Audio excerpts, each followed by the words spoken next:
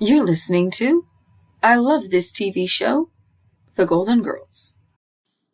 The Golden Girls, Season 3, Episode 22, Rose's Big Adventure. Original air date, March 12, 1988. In this episode, the girls are waiting for the contractor to arrive. He's late again. He arrives and then he leaves. Dorothy gives him an ultimatum to finish the conversion of the garage into a guest room, and he quits. Al arrives. He announces he's finally retired and sold the deli. He heads out and Rose confesses she's falling in love with him. They are all frustrated because family is coming to visit in just a few weeks and they have nowhere to put them. It's another day and Rose comes back from a date with Al upset. All he wants to do is sit around and watch television now. Sophia comes in with an old man in a wheelchair. She announces he's going to do the garage. He's going to instruct them on how to finish the garage remodel, as it's already half done. Everyone agrees. Rose has another date with Al to go to the movies, but he cancels it. Rose can take no more and has a conversation with Al about his retirement. He gets upset and leaves. They begin to work in the garage. Vincenzo pinches Blanche's butt. Al comes over the next day and tells Rose he did have a dream to sail around the world, and he's now bought a boat and hired a crew to do just that. It costs him his entire life savings. Rose is shocked. He invites her to join him. Rose can't sleep and makes cookies at 2 a.m. Everyone winds up in the kitchen discussing Al's decision and purchase. The next day, Vincenzo arrives with the crew. They are just as old as him. They go back to discussing Al and the trip. Rose still hasn't decided what she's going to do. Later, she makes a decision and tells them she's going to sail around the world with him. Everyone goes to the boat for a small party. Rose finally finds Al and tells him she will go with him. He tells her he can't go because he's seasick. She suggests Space Mountain at Disney World, describes it to him, and makes him sicker. It's another day, and Rose and Al go on a picnic. Vincenzo tells them he is done. They go in, and it's a garage, not a bedroom. He offers to fix it, and Sophia accidentally promises Dorothy's hand in marriage to him. Favorite quotes. Rose. He's sensitive, he's caring, and he thinks I'm neater than hard salami. Dorothy. If you walk out that door right now, you can forget about coming back. I sound like I'm on Ryan's Hope. Dorothy. If these had been offered to the Donner Party, they still would have eaten each other.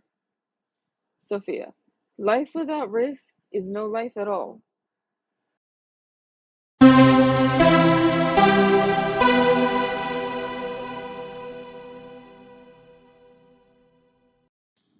The main storyline in this episode is Rose and her boyfriend Al's romance. And apparently when they started dating, he still owned the deli, was working full-time, and she's clearly not retired yet either. So it all works. And he suddenly retires. It's a quick announcement. And then he just turns into a couch potato. He goes from being a vibrant, alive, active person to just being a couch potato. And Rose just cannot cope with this. It's like she's been lied to. He's person A and now suddenly he's person G. And she's like, this ain't my guy. I can't cope with this. And I very much can understand that.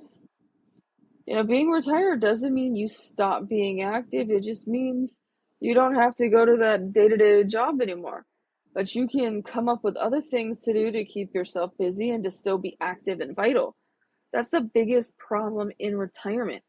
People go from being active and vital and going to work all day, moving all day, using their minds, to suddenly now they're just sitting on a couch and watching TV. And then suddenly they're having trouble getting up off that couch. They're having trouble walking, and they're like, oh, it's just old age catching up to me. It's not old age catching up to them. It's because they stopped being active. They stopped being physically capable by their own choice. They chose to just sit on a couch and watch TV. If you're not moving all day, your body is not going to work. And so that's part of the problem. There has to be a way to figure out when you retire and now you're not driving to your job anymore, or walking to a BART station, or walking to a subway station, or walking to a bus stop, or walking around the warehouse at your work trying to find if something's in stock, etc. It's a completely different atmosphere, and it's a shock to your system. It is a shock to your system, period. Even just changing jobs, and then let alone not having one anymore. Retirement has got a lot of good things, but you got to stay active, travel, go places. Don't just suddenly sit and watch TV. One thing that I don't want to do when I retire is suddenly just watch TV all day. If I watch TV in the evening, still continue to watch it at the time. But during the day, I need to hold myself accountable to actually doing things to keep myself in good health. And that is something that we don't always think about when we retire, because we just go, oh, we're old now. What are we supposed to do? And you're still who you are before you retired. You're the same person when you retire as before you retire. And you always need to make yourself a priority. And I feel bad in this episode that it almost seemed to break Al retiring. If he didn't want to retire, he shouldn't have. He's not required to. You can work until the day that you die if you so choose. But you could also travel. And then he chose to follow up his dream by a boat sail around the world. Well, maybe they didn't have Dramamine back then, but he could have just stockpiled Dramamine and still, taken his trip, and Rose could have still gone with him.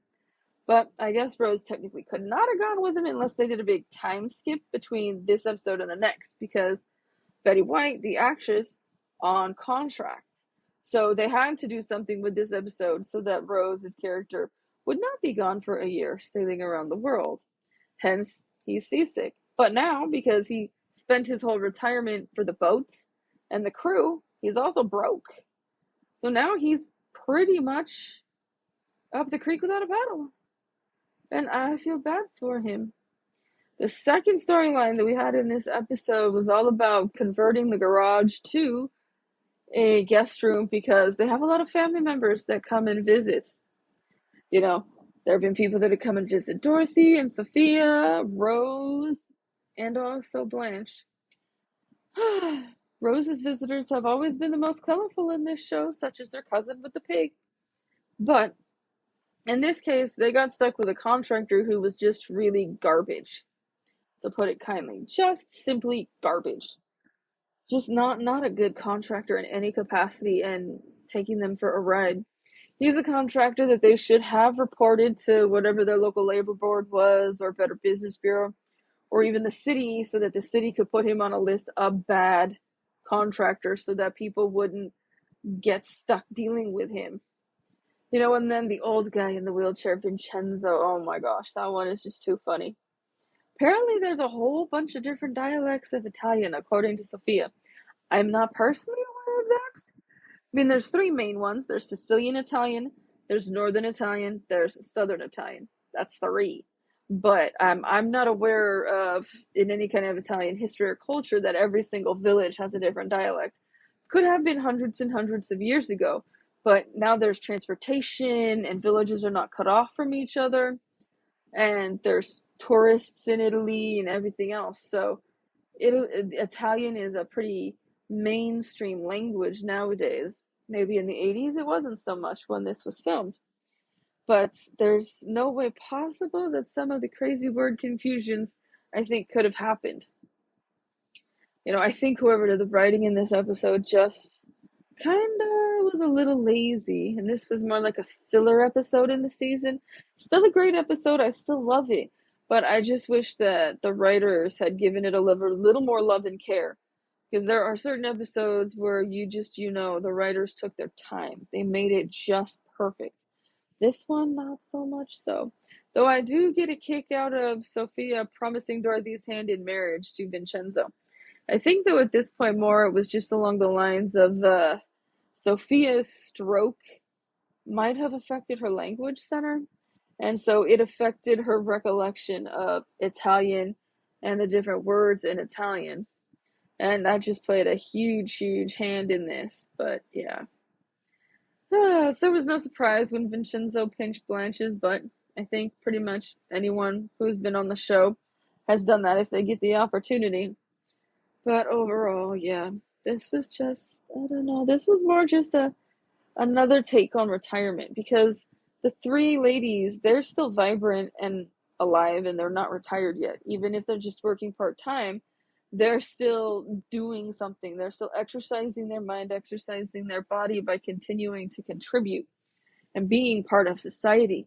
And so often when people retire, they stop leaving their house. They just sit on the couch and watch TV. And that takes an effect on your mental health, your physical health, even your emotional health. People don't realize when you're at work how much socialization that gives you, how much interaction with other people. And then when you suddenly aren't going to work anymore, how cut off you are and what kind of effect that really has. I really think there needs to be better alternatives in retirement of where you can do, of things you can do, whether it's part-time work or part-time volunteering or just something so that you still stay connected. Because mental health and physical health is very important. Once you don't have those anymore, it's very difficult to get them back. Thanks for tuning in to the I Love This TV Show podcast. If you would like to make a donation in support of this podcast, you can through Cash App to Pasta26MC.